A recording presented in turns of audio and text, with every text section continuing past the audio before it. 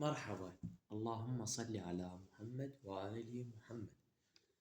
فد يوم من الأيام أبو قاعد هو وابنه، فالأب عنده حركة هاي 24 ساعة يقضي يسويها. هاي الحركة يقضي يسويها 24 ساعة. فالابن قال له يابا انت صار لك فترة كاملة ما عندك غير هاي الحركة ما تغيرها.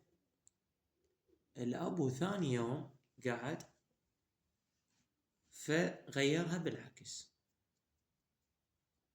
غيرها مو كان يسوي هيج، غيرها بالعكس.